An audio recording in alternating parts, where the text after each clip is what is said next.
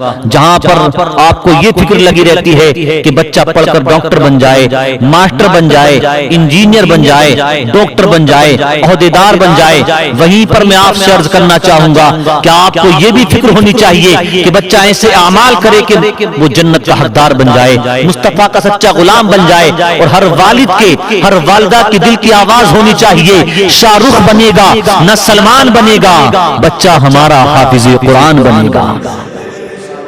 بچہ ہمارا حافظ قرآن بنے گا۔ میں آپ سے عرض کرنا چاہوں گا، بچوں کو آخرت کی فکر کرنا سکھائیں، ایمان کی سلامتی کی فکر کرنا سکھائیں، مصطفیٰ سے پیار کرنا سکھائیں۔ لیکن جس گھر کے بڑے ہی مصطفیٰ سے پیار نہ کرتے ہوں، یا جس گھر کے بڑے ہی آخرت کی فکر نہ کرتے ہوں، جس گھر کے بڑوں کو ہی ایمان کی سلامتی کی فکر نہ ہو، اس گھر کے بچے کیسے ایمان کی سلامتی کی فکر کرنا سیکھیں گے؟ جس گھر میں صبح و شام کاروبار، روزگار اور گھر کی تنگی کی باتیں ہوتی ہیں، اس گھر کے بچے بھی بڑے ہو کر کاروبار کی باتیں کرتے ہیں، جائیداد کی باتیں کرتے ہیں، روزگار کی باتیں کرتے ہیں، گھر کی تنگی پر باتیں کیا کرتے ہیں۔ لیکن جس گھر میں صبح و شام مصطفیٰ کی نعتیں پڑھی جاتی ہیں، تلاوتیں کی جاتی ہیں، سجدے کیے جاتے ہیں، نمازیں پڑھی جاتی ہیں، پھر اس گھر کے بچے بڑے ہو کر حافظ قرآن بنتے ہیں، قاری قرآن بنتے ہیں، عالم دین بنتے ہیں، مسجد کے نمازی بنتے ہیں۔ آپ چاہتے ہیں کہ گھر کا ماحول اسلامی ہو تو پہلے اپنے آپ کو بدلیں۔ آپ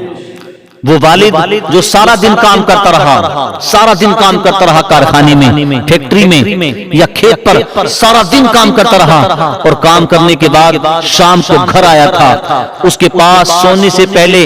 1 گھنٹے یا 2 گھنٹے کا وقت تھا، اس میں اس نے گھر میں رہتے ہوئے بھی اپنی حاضری پیش نہیں کی، لگ گیا موبائل میں۔ بچے انتظار کر رہے تھے ابا آئیں گے، لیکن وہ آیا تو موبائل کی نظر کر دیا اس نے اپنا وقت۔ ہونا تو یہ چاہیے تھا کہ جیسے ٹیچر اسکول میں روزانہ سبق کی تیاری کر کے آتا ہے کہ آج بچوں کو یہ نئی بات سکھاؤں گا، آج بچوں کو یہ نئی بات سکھاؤں گا، ایسے ہی ہر والد کے لیے یہ ہونا چاہیے تھا کہ جب گھر کو واپس آتا تو ایک ٹیچر کی طرح اپنی ذمہ داری سمجھتے ہوئے کوئی نہ کوئی نیا پیغام لے کر آتا، اور اپنے بچوں سے کہتا جمع ہو جاؤ سارے، دسترخوان لگا کر بچوں سے کہہ دیتا آپ کسی دنیا دار کی باتیں نہ کی جائیں گی، بلکہ آدھے گھنٹے تک یا 1 گھنٹے تک بات کی جائے گی تو مدینے والے مصطفیٰ کی بات کی جائے گی۔ لیکن نہیں، اس کو وقت ہی نہیں تھا، اس نے ٹائم وہ جو اس کے پاس تھا 1 گھنٹے یا 2 گھنٹے کا، اس کو دے دیا موبائل کے لیے، موبائل کے حوالے کر دیا۔ وہ ماں جس کی ذمہ داری تھی بچوں کو اچھا بنانے کی، بچیوں کو اچھا بنانے کی، وہ ماں ساری رات موبائل کی اسکرین پر گندی گندی تصاویر، سیریل، گانے، اور پھر صبح کو دیر تک سونا، پھر امید یہ کرتی ہیں کہ بچے اچھے بن جائیں، بچے فرمانبردار بن جائیں۔ تم نے کام کی ہے ان کو فرمانبردار بنانے کے، تمہاری راتیں گانے سنتے سنتے گزر گئیں، تمہاری راتیں سیریل دیکھتے دیکھتے گزر گئیں، تمہاری راتیں فلمیں دیکھتے دیکھتے گزر گئیں، نماز پڑھنے کی توفیق تمہیں نہیں ہوئی۔ وہ کلام پاک جو ہمارے رب کا کلام ہے، اس کی جزدان پہ دھول چڑھی ہوئی تمہارے گھر کے اندر، بچوں کو پڑھانا تو الگ بات، تم نے کبھی اس کو کھول کر نہیں دیکھا، 8 دن گزر گئے، اور جمعے کے دن پڑھنے کے بعد تم فخر محسوس کیا کرتے ہیں۔ میرے عزیزو، یہاں پر میں اپنی بہنوں کو بھی پیغام دینا چاہوں گا کہ تمہاری بڑی ذمہ داری ہے، بچہ والد سے زیادہ قریب اس وقت جب بچپن کے ایام گزار رہا ہوتا ہے تو ماں کے رہا کرتا ہے، ماں کی آغوش میں اس کا زیادہ وقت گزرا کرتا ہے، اس لیے ماں کی ذمہ داری ہے کہ بچوں کو اچھا بنائے۔ وہ بھی مائیں تھی کہ جب ایک ماں کا لال مدرسے میں پڑھنے کے لیے گیا، تاریخ میں اس کو بایزید بستانی کہا گیا ہے، تو کہا پڑھو بیٹا الحمدللہ رب العالمین، تو مسکرا کر کہنے لگے استاد جی یہ یاد ہے، اس سے آگے کی بات کریں۔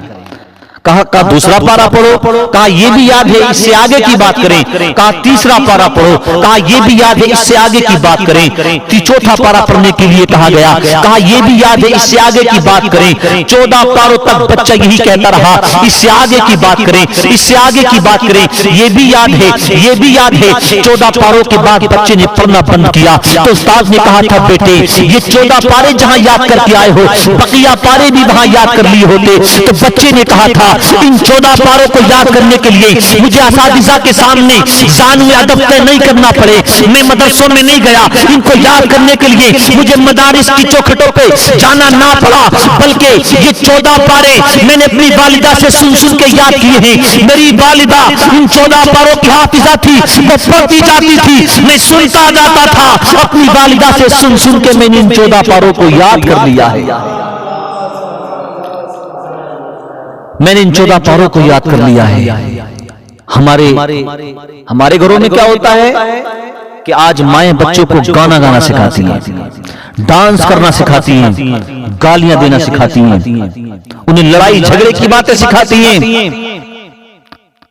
اور آج تو رواج ہو چکا ہے موبائل دکھانا بچوں کو، رو دے بچہ تو سامنے موبائل، ضد کرے تو سامنے موبائل، اور موبائل میں دیکھ کر کسی آوارہ اور اوباش نوجوان کو اس کی ایکٹنگ کر دے، ٹانگیں ہلا دے تھوڑی بہت یا کولے مٹکا دے تو سارا گھر فخر کرتا ہے بچے سے ڈانس کا اسٹیپ کرنا آ گیا ہے، دیکھو فلاں اسٹیپ کرنے لگا، فلاں اسٹیپ کرنے لگا۔ یہ اسٹیپ تمہارے لیے یہ جہنم کی تیاری ہے، یہ جہنم میں لے جانے کا سبب بن جائیں گے۔ اس لیے بچوں کو بچپن ہی سے مصطفیٰ سے پیار کرنا سکھائیں۔ کس طرح سے؟ ایک پروفیسر نے جب بچوں سے پوچھا کہ تمہیں کیا بننا ہے تو بچوں نے الگ الگ اپنی رائیں پیش کی، لیکن انہی میں سے ایک بچہ تھا جس نے کہا تھا مجھے نور الدین زنگی بننا ہے، مجھے نور الدین زنگی بننا ہے۔ استاد نے کہا کیا مطلب؟